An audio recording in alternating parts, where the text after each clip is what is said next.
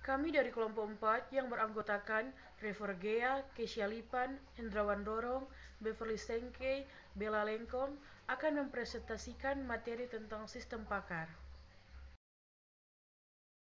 Kecerdasan buatan. Artificial Intelligence atau intelijensi kecerdasan buatan merupakan salah satu bidang dari ilmu komputer yang membahas tentang kemungkinan komputer untuk dapat berlaku secara intelijen seperti halnya manusia.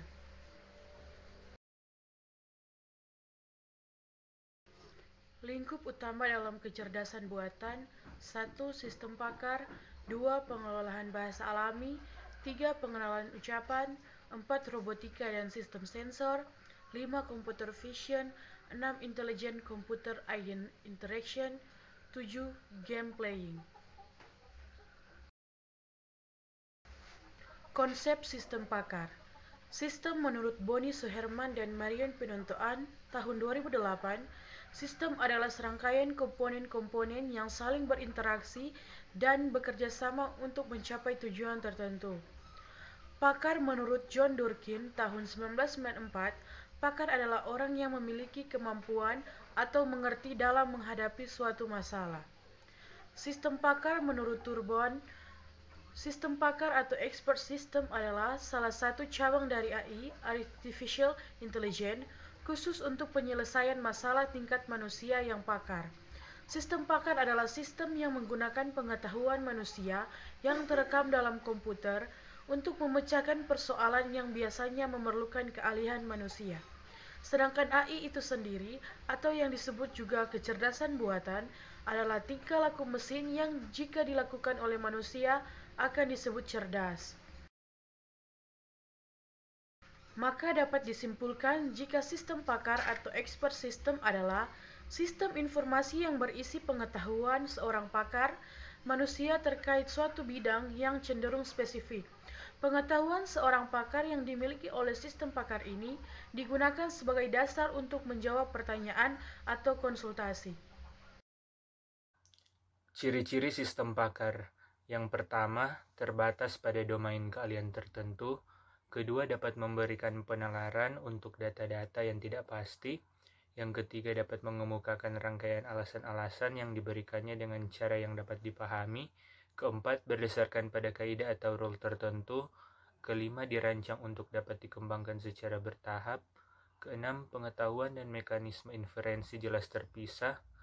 Ketujuh, keluarannya bersifat anjuran. Dan yang terakhir, sistem dapat mengaktifkan kaidah secara searah yang sesuai, dituntun oleh dialog dengan pemakai. Kemudian kita masuk pada komponen-komponen sistem pakar. Di sini komponen yang pertama yaitu basis pengetahuan. Basis pengetahuan ini merupakan inti program sistem pakar, di mana basis pengetahuan ini merupakan representasi pengetahuan atau knowledge representation dari seorang pakar. Kemudian yang kedua, basis data. Basis data ini adalah bagian yang mengandung semua fakta-fakta, baik fakta awal pada saat sistem mulai beroperasi maupun fakta-fakta yang didapatkan pada saat pengambilan kesimpulan sedang dilaksanakan. Pada kenyataannya, ini basis data berada di dalam memori komputer. Mesin inferensi adalah bagian yang mengandung mekanisme fungsi berpikir dan pola-pola penalaran sistem yang digunakan oleh seorang pakar. Mekanisme ini akan menganalisa suatu masalah tertentu dan selanjutnya akan mencari jawaban atau kesimpulan yang terbaik. Ada dua tipe teknik inferensi. Bagian A, pelacakan ke belakang atau backward chaining, yang memulai penalarannya dari sekumpulan hipotesa menuju fakta-fakta yang mendukung hipotesa tersebut. Bagian B, pelacakan ke depan atau forward chaining, yang merupakan kebalikan dari pelacakan ke belakang, yaitu memulai dari sekumpulan data menuju kesimpulan. Kedua metode inferensi tersebut dipengaruhi oleh tiga macam teknik penelusuran, yaitu bagian A, deep first search, melakukan penelusuran kaidah secara mendalam dari simpul akar bergerak menurun ke tingkat dalam yang berurutan. Bagian B, breadth first search, penelusuran bergerak dari simpul akar, simpul yang ada pada setiap tingkat diuji sebelum pindah ke tingkat selanjutnya. Base first search, bekerja berdasarkan kombinasi kedua metode sebelumnya. Keempat, antarmuka pemakai. Antarmuka pemakai adalah bagian penghubung antara program sistem pakar dengan pemakai. Pada bagian ini akan terjadi dialog antara program dan pemakai. Program akan mengajukan pertanyaan berbentuk ya atau tidak, yes or no question, atau berbentuk menu pilihan. Program sistem pakar akan mengambil kesimpulan berdasarkan jawaban-jawaban dari pemakai tadi. Bentuk sistem pakar. 1. Berdiri sendiri. Sistem pakar jenis ini merupakan software yang berdiri sendiri, tidak tergantung dengan software yang lainnya. Yang kedua, tergabung. Sistem pakar jenis ini merupakan bagian program yang terkandung di dalam suatu algoritma atau konvensional, atau merupakan program di mana di dalamnya memanggil algoritma subroutine lain atau konvensional. Yang ketiga, menghubungkan ke software lain. Bentuk ini biasanya merupakan sistem pakar yang menghubungkan ke suatu paket program tertentu. Yang keempat, sistem mengabdi. Sistem pakar merupakan bagian dari komputer khusus yang dihubungkan dengan suatu fungsi tertentu.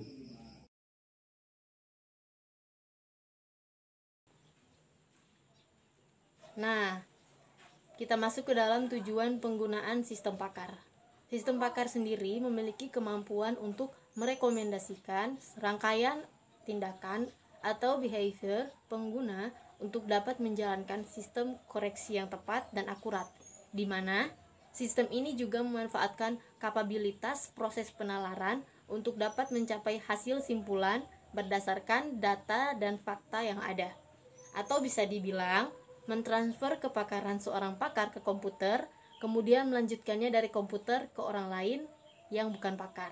Jadi di sini misalnya ada suatu masalah yang hanya bisa diselesaikan oleh seorang pakar, kini bisa diselesaikan juga oleh orang yang bukan pakar atau orang awam dengan bantuannya sistem pakar ini.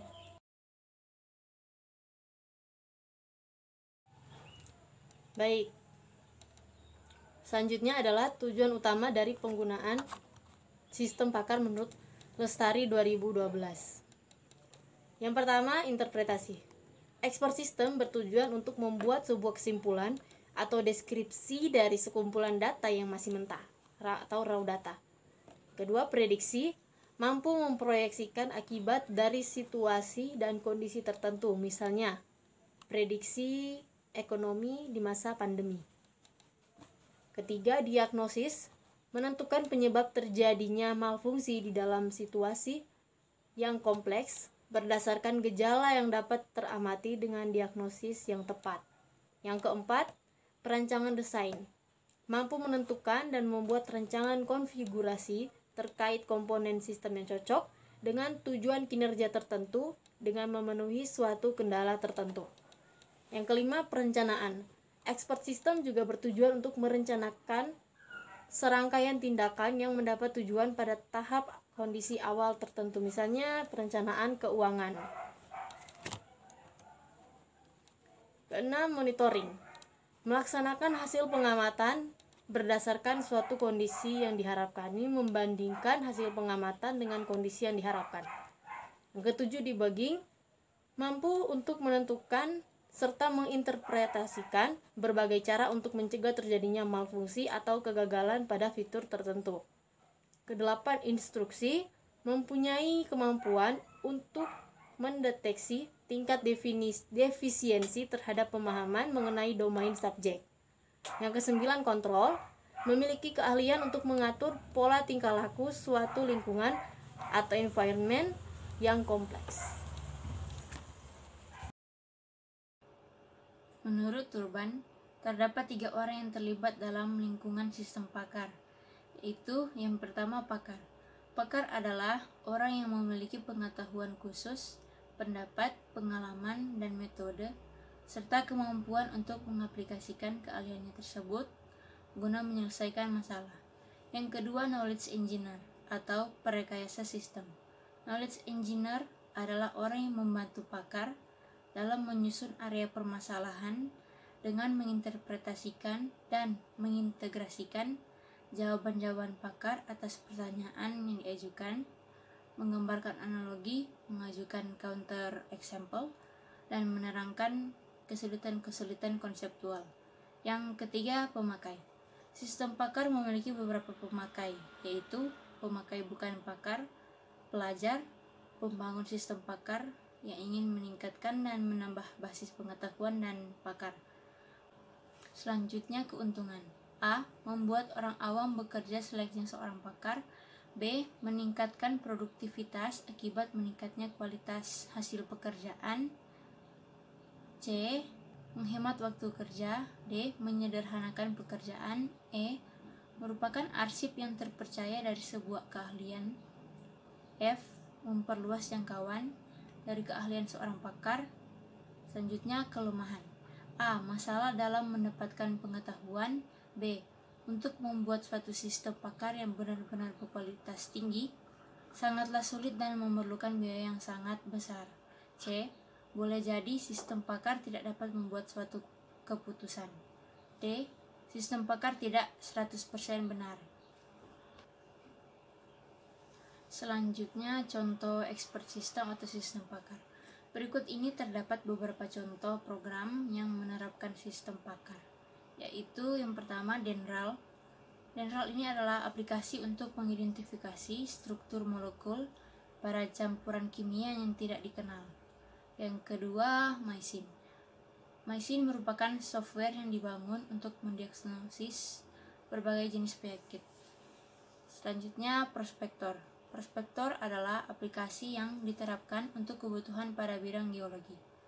Selanjutnya, Xcode dan Excel merupakan software digunakan untuk mengkonfigurasi sistem komputer besar. Nah, di sini adalah contoh kasus metode backward chaining ya. Mendeteksi atau mendiagnosa penyakit dalam manusia. Backward chaining sudah dijelaskan tadi, tapi akan dijelaskan ulang. Backward chaining adalah metode yang berkebalikan dengan forward chaining, yaitu dimulai dengan sebuah hipotesa atau goal dan meminta informasi untuk meyakinkan atau mengabaikan. Fakta yang akan digunakan, yang pertama nafas pendek, 2 berkeringat, 3 kehilangan nafsu makan, 4 sulit berbicara. Goal yang akan dituju adalah tuberkulosis. Selanjutnya, kode pada semua basis pengetahuan gejala dan penyakit, tuliskan batuk A1, nafas pendek A2, kelelahan A3, berkeringat A4, kehilangan nafsu makan A5, sesak nafas A6, nafas berbunyi A7, sulit bicara A8, wajah pucat A9, demam A10, tuberkulosis P1, asma P2. Nah, ini adalah kode untuk rules. Terus dilambangkan dengan lambang R. R1, if A1 or A2 then A3. Jika A1 atau A2 maka A3. R2, if A3 and A4 then A9. R3, if A5 and A9 then A10. R4, if A10 and A8 then P1. R5, if A6 and A7 and A8 then P2. Langkah mudah dalam menguji metode ini adalah dari membuat tree dari goal sampai ke premis awal dan mengecek apakah semua fakta ini tercatat pada tree tersebut. Nah, di sini ada gambar. Tahapan pertama menggambar tree dimulai dari goal yang diuji, yaitu tuberkulosis atau P1, dan cari di mana P1 ada pada rule. Ini adalah P1. Kita cari di mana P1 ada pada rule. P1 ada pada rule 4. Dia memiliki A10 dan A8. Nah, jangan lupa memberi garis hubung untuk premis yang memiliki hubungan N. Ini adalah garis hubung untuk premis yang memiliki hubungan N.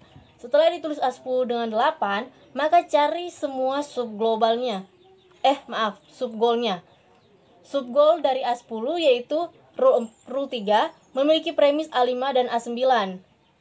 Lalu subgoal dari A9 yaitu rule 2 memiliki premis A3 dan A4.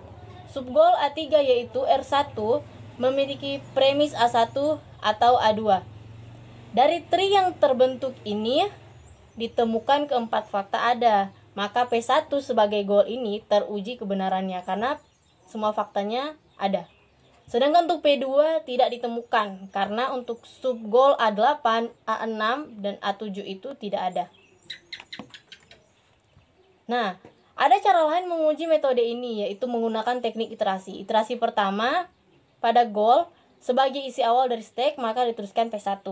Karena A10 false, A8 true, maka false. Maka A10 ditambahkan ke dalam stack.